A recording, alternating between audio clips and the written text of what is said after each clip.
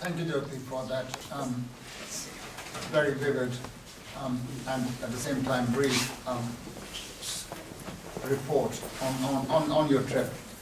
And of course, we've been following the progress of Viva Palestina through the blog that you and some other participants maintained throughout the trip. And this has been very inspiring to all of us because we really appreciate the efforts made by every one of the participants in that convoy. There were 400 people, 500? Between 400 or 500. Between 400 or 500 people, including people from the United States. And it was heartening to see people. Yes, it is a small thing compared with what the Palestinians have to suffer, but all the same, and for people living in ordinary peaceful circumstances, it's peace for them. Their governments might not be letting other people live in peace, but it's peace there. And to leave your family, leave your children, etc., to go, it is something that we appreciate very, very much. And the Communist Party of Great Britain, Marxist-Leninists, was very proud that it could, through one of its members, participate in that activity and bring the report to you of what the Palestinian people suffer, what inflictions the Israelis are able to impose on the Palestinian people, and how the collaborative Arab regimes and their imperialist masters are all partners in a crime. And we also have to have a united front with the Palestinian people, of British workers, European workers, American workers, and workers everywhere to break that siege. As far as I'm concerned, Israel has no future. The unfortunate thing of the Zionists is that they've come to establish a colonial state too late in the period of history. The days of colonialism were over when Israelis started to establish their colony in Palestine and called it Israel. It will not exist. And when we say that, we'll be told we are anti-Semites. But this is the considered judgment of no less an organization than the CIA. According to its estimates, Israel will not exist in 20 years. Because what keeps a country going is not nuclear weapons. What keeps a country going is not how much pain it's able to inflict on other people.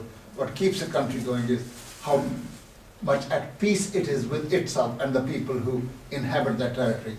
Well, half the people who inhabit that territory are actually prisoners in one way or the other. They live in large concentration camps of exactly the type that the Nazis used to establish for Jews. And precisely for that reason, Nazis could even think of eliminating the Jews.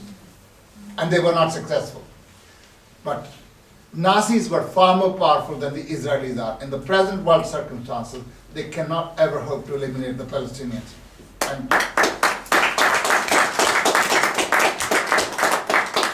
the other thing is, the Israelis are Europeans.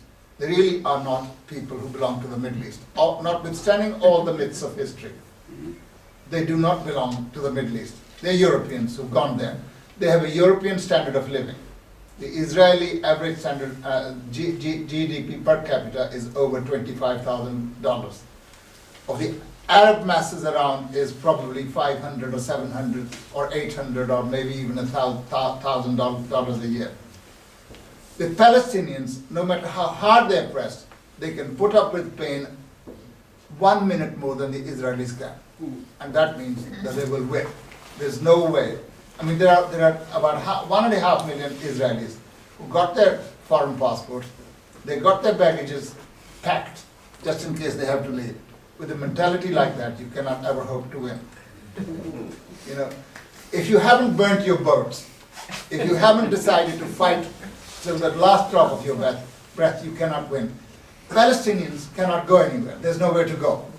It's no point telling the Palestinians, there are all these Arab countries, go to them, why are you here? They don't want to go there. Jordan is, half the population of Palestine is in Jordan because they have Palestinian descent, because of the history of that area.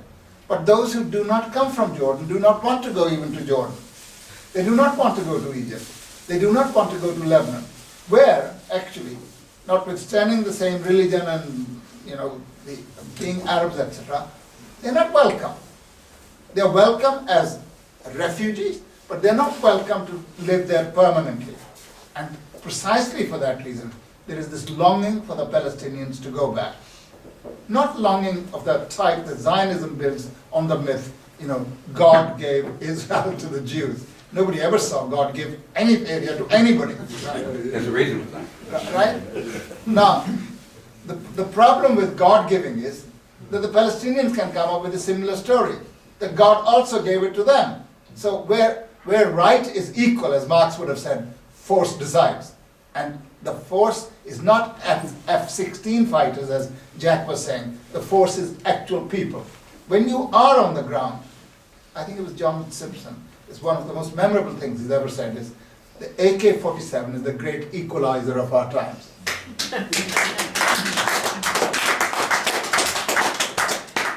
The Soviet people have given so much to the world, and one of their great and enduring contributions is AK-47 Kalashnikov. Right? When two people have an AK-47, well, peasants have proven they can be just as good sharpshooters as people from the industrialized countries. And all we get in our country is whinging. Opposition will tell the government, our soldiers are dying in Afghanistan because there are not sufficient helicopters. People don't live in helicopters. That is just a temporary way of transporting.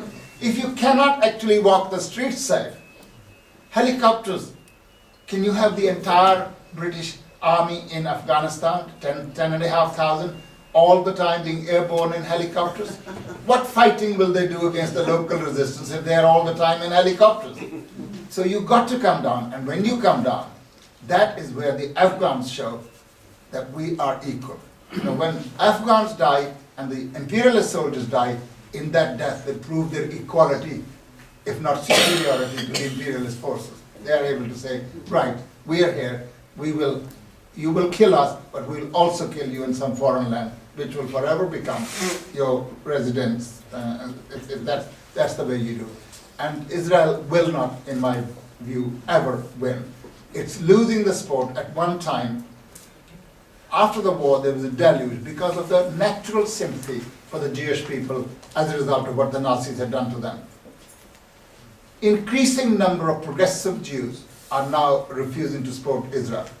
And that in itself is a great achievement of the Palestinian people, that their resistance has forced even Jewish people in the centers of imperialism to say this is not right. And there are an increasing number of voices which are being raised. And I think we should carry on with our work, and we shall be successful. With these remarks, I'd like comrades to ask any questions they have that which they would like Jyoti to answer, or if somebody wants to make a contribution or want to deliver a message of solidarity, this meeting is open to you.